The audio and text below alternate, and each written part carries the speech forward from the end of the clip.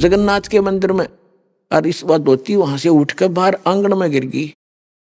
और आकाशवाणी हमने सुनी कि जगन्नाथ तो वो कबीर नाम से बैठा है तो काशी के अंदर, तू यहाँ धक्के खाना ही ना लाग, तेने शर्म नहीं आई, ले जा इस धोती को वहां उठाकर धर दे उसके चरणों में।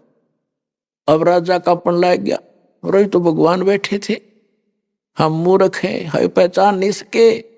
तो परमात्मा कहते हैं गुरु मानस कर जानते ते नरक ये अंध, और हुए दुखी संसार में फिर अग गई उनके बंद।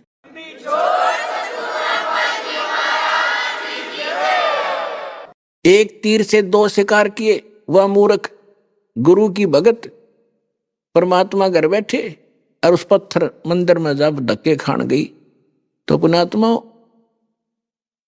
आपके लिए ये कहानी, ये कथाएं यथार्थ हैं और आपके लिए गाइडलाइन है इस भक्ति रूपी पौधे को सफल करने के लिए, इस भक्ति रूपी लाल को सफल करने के लिए।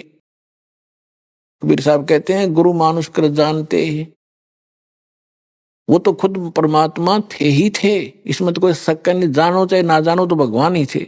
लेकिन इस समय के लिए परमात्मा ने इस दास के लिए वाणी बोली थी कि अपना दास भेजूंगा, अगर उसके प्रति जैसी आपकी श्रद्धा होगी वैसा ही आप आगे जाके व्यवहार करोगे।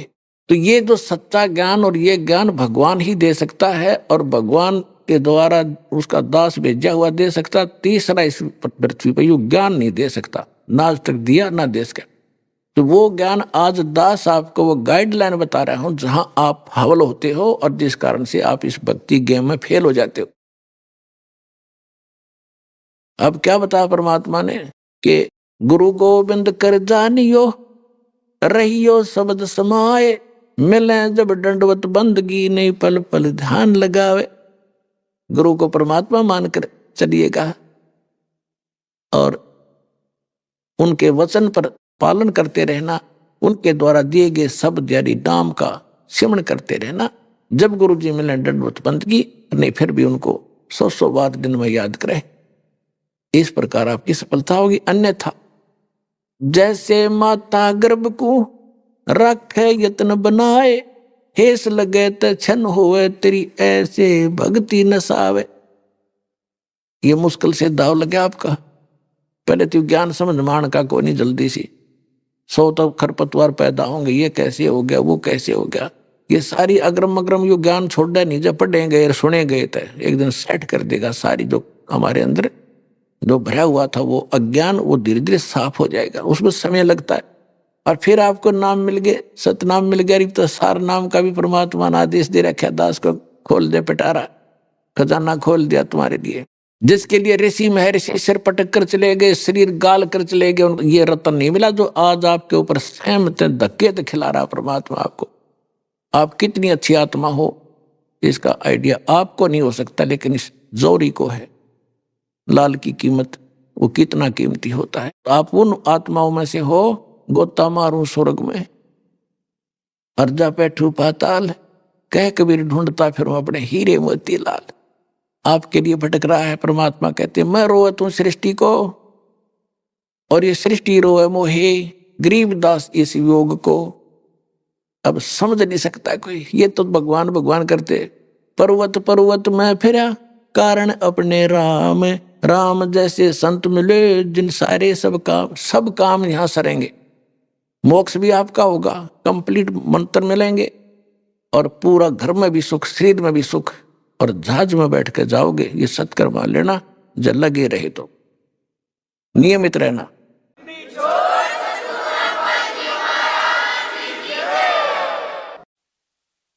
परम पिता परमात्मा पूर्ण ब्रह्म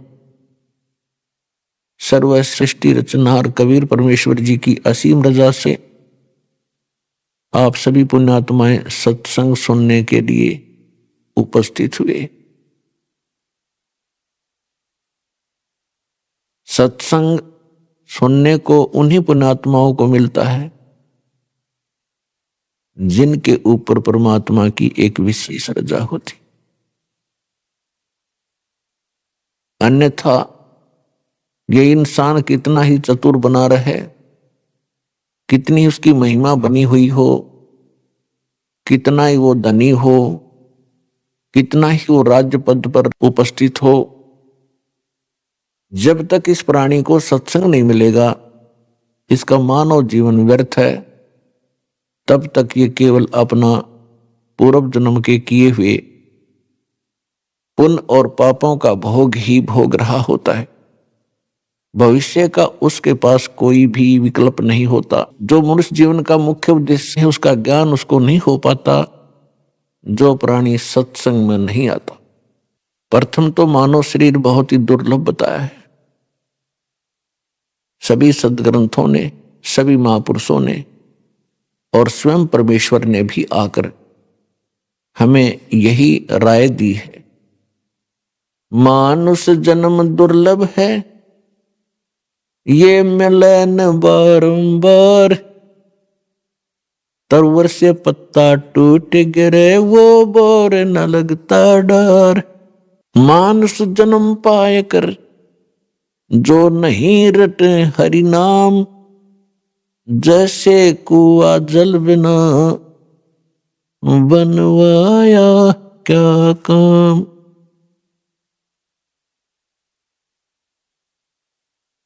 बिन उपदेश अचंभ है, ये क्यों जीवत हैं प्राण। भक्ति बिना कहाँ ठोर है, ये नर नाही पाषाण। अगम निगम को खोज ले, बुद्धि विवेक विचार। उदय अस्त का राज मिले, तो बिन नाम बेगार। पृथ्वीपति चकवे गए, जिनके चक्र चलंत। ये रावण श्री के कौन गिणे, ऐसे गए अनंत।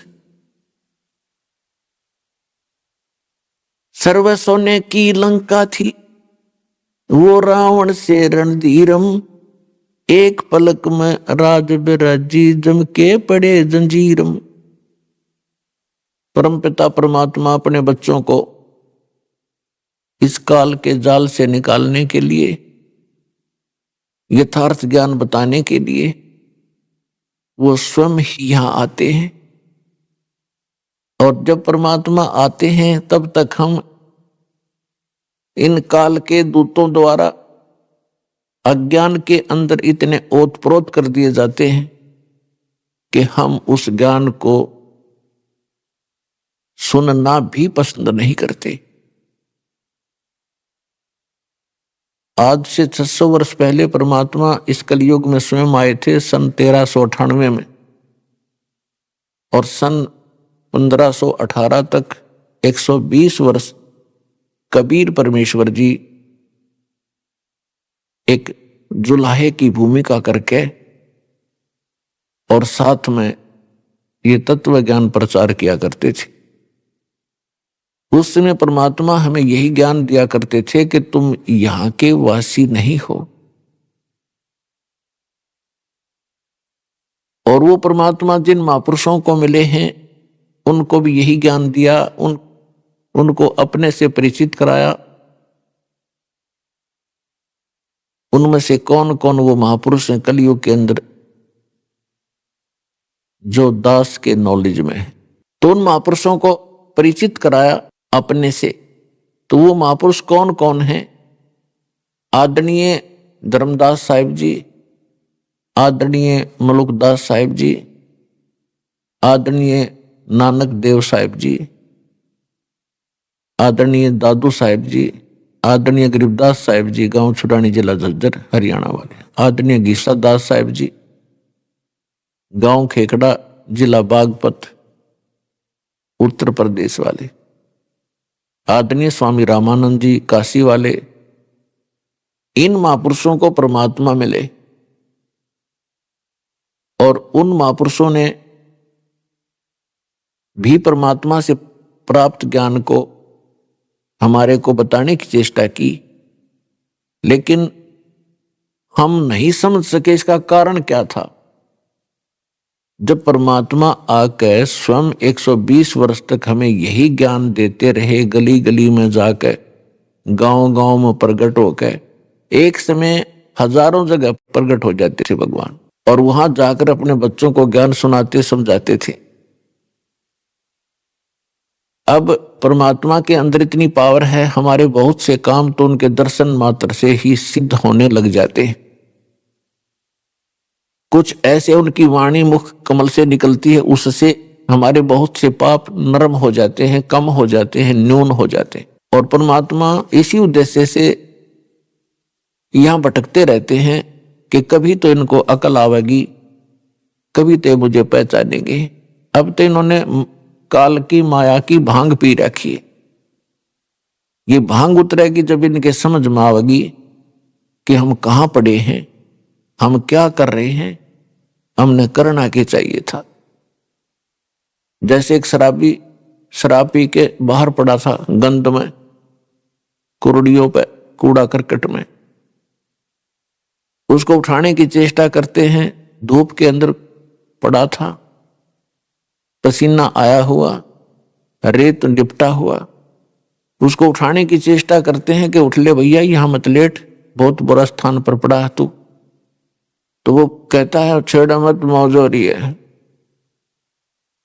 तो वो दशा आज आपकी और हमारी है।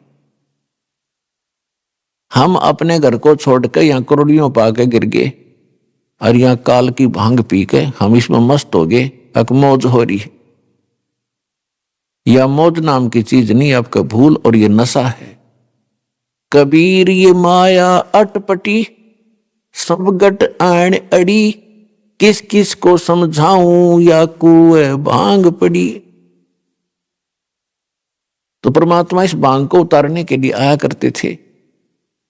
अपनी प्यारी आत्माओं को भी अपने से परिचित कराकर उनकी भी सेवा दी उनको कि तुम भी समझाओ अपने बहन भाइयों को, शायद इनकी भांग उतर जाए और ये पहचान ले मेरे को।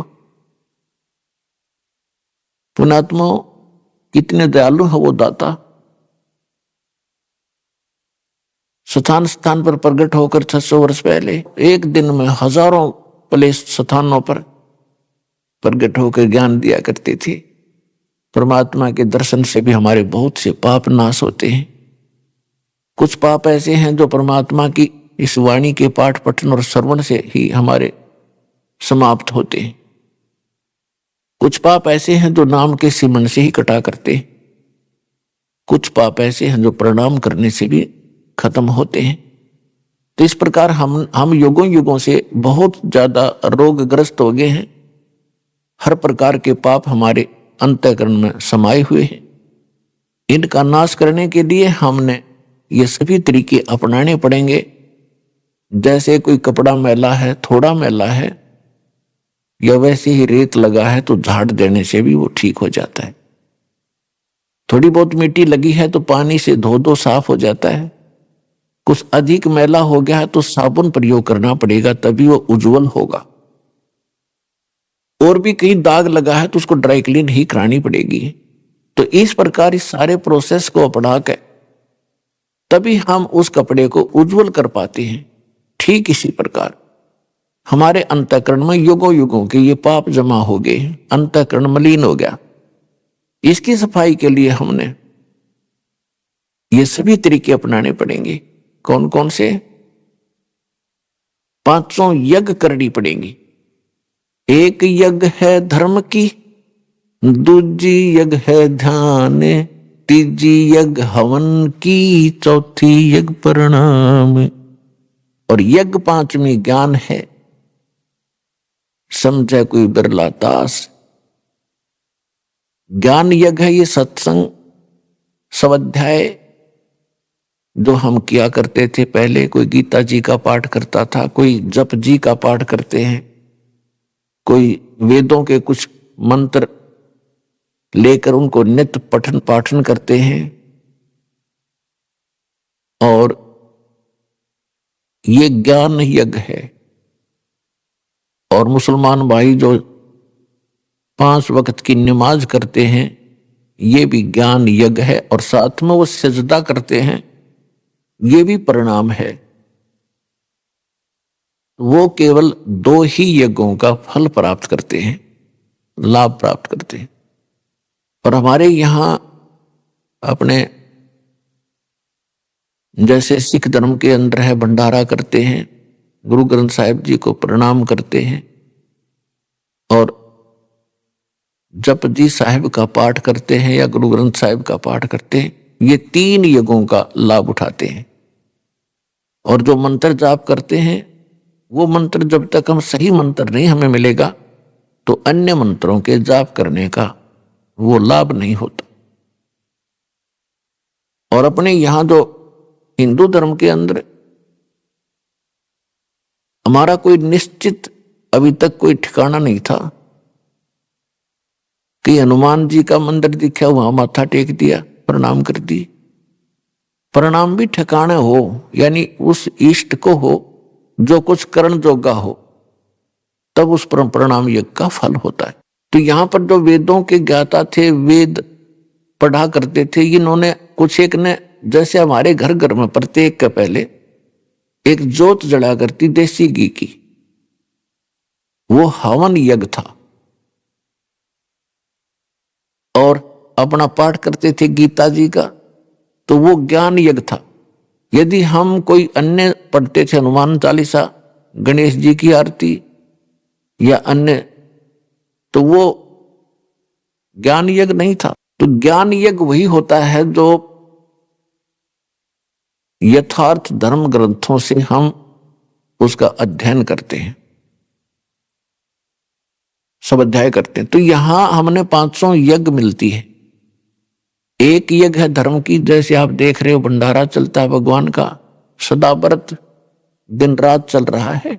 एक यज्ञ है धर्म की, दूसरी यज्ञ है ध्यान, यानी हम परमात्मा का चिंतन जो करते हैं, उसकी याद बनी रहती है, वो हमारा ध्यान यज्ञ है। और तीसरी यज्ञ हवन की, यहां आप देखते हो ज्योति जलाई जाती है। एक समागम में यहां पर लगभग 8, जैसे अब के 8 क्विंटल घी का हवन होगा, 800 किलो। तो ये हवन यज्ञ है। पुण्यात्माओं, अभी तक हम भक्ति कर जरूर रहे थे, पर रीस करया करते, भक्ति नहीं थी। परमात्मा कहते हैं, जिन हर जैसा सुमरिया, ताको तैसा लाभ, ओसा प्यास न भाग ही, जब तक दसे न आवे। जिन हर जैसा सुमरिया, जिन्होंने जैसी भक्ति या सेवा सिमरन यज्ञ धर्म किए, उनको उतना ही लाभ मिला। जैसे ओस के चाटने से प्यास नहीं बुझ सकती, जीभ गिल्ली हो सकती है बस। और जब लग दसे नहीं आब, जब लग गट गट 2-3 गिलास पानी नहीं पी लेगा, प्यासा व्यक्ति ओस चाटने से प्यास नहीं बुझे। अभी तक हम ओस चाट रहे थे, और सतलोक आश्रम में आपको अब वो गिलास के गिलास पीने को मिल रहे हैं। आप इतनी भक्ति और धर्म कर रहे हो, अब आत्मा की युगों युगों की प्यास बुझेगी। आप भक्ति धन से परिपूर्ण हो जाओगे, आपके बच्चे सुखी होंगे, आपका शरीर स्वस्थ होगा, आपके हर प्रकार के संकट जो आपके ऊपर आने हैं वो नहीं आने देगा भगवान, उनको टालेगा। इसलिए भगवान की खोज करते हैं। लेकिन वो करेगा किसके लिए? परमात्मा उनके लिए करेगा जो समर्पित होंगे। और एक कबीर परमात्मा के अतिरिक्त आपके स्वप्न में भी किसी अन्य देवी देवता के बारे में ये इच्छा व्यक्त ना हो कि ये मुझे लाभ दे, मैं इससे कुछ मांगू, तब आपको ये लाभ मिलेगा। आप मंत्र करते हो इन्हीं देवताओं के, ये इनकी पूजा साधना नहीं, इनसे कोई डिमांड नहीं करनी, नहीं तो आपकी भक्ति हीन होनी शुरू हो जाएगी, क्योंकि आप पहले से इनके कर्जवान हो। और ये साधना मजदूरी करके जो प्रथम मंत्र आपको दिया, इनकी आप ऋण चुकाते रहो, इनसे कुछ मत मांगो। आप मांगो अपने समर्थ दाता से, कबीर भगवान से, और आपको वो अपने कोटे से देता रहेगा और उधर से आपका कर्ज उतरता रहेगा। तो उसको पति भर्ता कहते हैं, जो अपने पति के अतिरिक्त अन्य किसी पुरुष की इच्छा सपने में ना करे। बाकी ये नहीं कि किसी पुरुषों से नफरत करे पतिव्रता, नहीं, आदर सबका करती है, लेकिन जो पति वाली भावना उसकी पति के अतिरिक्त दूसरे में हो ही नहीं सकती, तो उसको पति भर्ता कहते। तो यहां परमात्मा कहते हैं, जब आप जी मेरे प्रति उस पति भर्ता पद पर आ जाओगे, फिर आपके पाप कर्म रूपी कोई कांटा आपको हानि नहीं कर पाओगा। क्या बताते हैं, जैसे पतिव्रता जमी पर जो जो धर है पांव, समर्थ झाड़ू देत है ना काटा लग जावे। आदरणीय गरीबदास साहिब जी अपने समर्थ परमात्मा कबीर जी की महिमा किस प्रकार सुनाते हैं कि जिस समय आप परमात्मा पर इतने आश्रित हो जाओगे और कबीर भगवान के अतिरिक्त आपको कोई परमात्मा दिखाई नहीं देगा जो आपका संकट निवारण कर दे। वैसे तो सच्चाई भी यही है, लेकिन आपका कद समझ में आवेगी वो उसके लिए कहा है। तो उसके लिए बताते हैं, जैसे पतिव्रता जमी पर जो जो धर है पांव, यानी वो पुण्यात्मा समर्पित कबीर भगवान पे और सच्चे इस नाम का जाप करते हुए अपने जीवन रूपी सफर में जब वो चलती है, समर्थ कबीर परमात्मा आपके जीवन के सफर में उन सभी कांटों को पहले निकालना, बहारना शुरू कर देता है जो पाप के कारण आपको हानि करने वाले थे, ताकि मेरी प्यारी आत्मा को वो पाप रूपी कांटा कोई हानि ना करते। समर्थ झाड़ू देत है ना कांटा लग जाए। तो यहां इस सतलोक आश्रम में आपको वो पांचों यज्ञ प्राप्त होती हैं। एक यज्ञ है धर्म की, आप यहां भंडारा चलता है।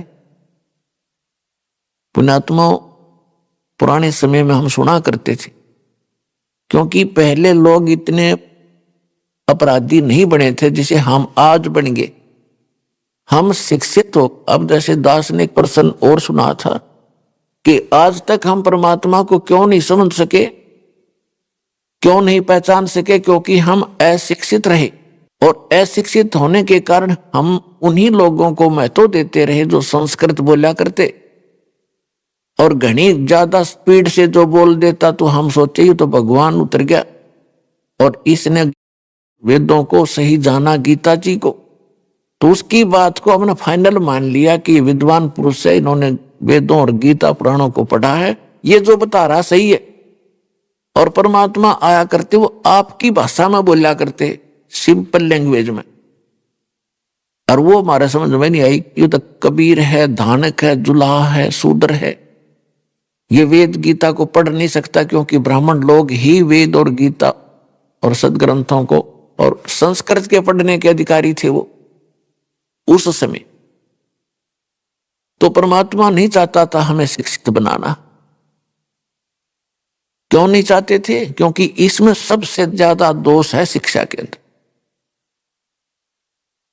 क्या दोष आ गया? हम छोटी मोटी नौकरियां प्राप्त कर ली, छोटे मोटे पद प्राप्त हो गए, बड़े से छोटे बड़े कोई पद प्राप्त हुए, अहंकारी हो गए, अप टू डेट अफलातून बनकर चालें। हम भूल गए भगवान को, साइंटिस्ट बन के हम परमात्मा से दूर हो गए, डॉक्टर बन गए, कहते मैं दवाई देता हूं, औषधि देता हूं, इससे ठीक होते। पुण्यात्माओं, परमात्मा ने ये विष आपको अब खिलाना अनिवार्य समझा था, नहीं तो पहले भी शिक्षित कर देते, आपको क्या दिक्कत थी। लेकिन आपके अंदर से भगवान दूर हो जाता। अब ये 5505 वर्ष वाला समय आ गया। 1997 में कलयुग 5505 बीत गया, और उसके बाद आप देख रहे हो ये वैज्ञानिक तरक्की, मोबाइल फोन नहीं थे पहले, ये मोबाइल फोन बनवाए, टेलीविजन नहीं थे, ये जो आजकल जैसे इलेक्ट्रॉनिक मीडिया इतना ज्यादा बनवा दिया, इंटरनेट, यूट्यूब, इतना तहलका मचवा दिया दाता ने। पहले तो इसमें बकवाद भर रखी है इस यूट्यूब और इन वेबसाइटों पर, अब इसके अंदर परमात्मा का ज्ञान भरा जाओगा। घर बैठे बच्चे उसको पढ़ेंगे, सुनेंगे, समझेंगे और पहचान कर भगवान को भाग्य आएंगे। यदि पहले परमात्मा शिक्षित कर भी देता तो परमात्मा का जो वचन था कि 5505 वर्ष जब बीतेगा तब मैं अपने ज्ञान को ओपन करूंगा, तब तक मैंने सारा मंत्र सही भी पर ये छुपा रखे हैं, क्योंकि तब तक हम घने दुखी नहीं हुए थे। सतयुग त्रेता द्वापर में ये जीव दुखी नहीं होता, और जब तक ये दुखी नहीं होता भगवान नहीं चाहता। फॉर्मेलिटी तो आत्मा शुरू से ही करती आ रही है, क्योंकि ये भगवान की अंश है और परमात्मा के बिना ये रह नहीं सकती। उसके लिए काल ने बहुत बड़ा जुगाड़ जोड़ रखा है। इसके लिए नरे ठग संत बैठा दिए, जगह जगह पर पता नहीं कितने प्रकार के ये और धाम बनवा दिए। इसने भक्ति करने की इच्छा होती है तो वहां धक्के खाती रहे, और कर्म खूब बिगड़वा दिए। सारा दिन एक रोटी के लिए ना जाने कितने झूठ बोल के, कितने पाप करके ये जीव विश्राम लेता है, और पुण्य कोई बन नहीं पाता, क्योंकि शास्त्र अनुकूल साधना बिना हमारा धर्म नहीं उभर सकता, हमारा पुण्य नहीं हो सकता, हमारे शुभ संस्कार बन नहीं सकते। अभी आपने सुने संत रामपाल जी महाराज के मंगल प्रवचन।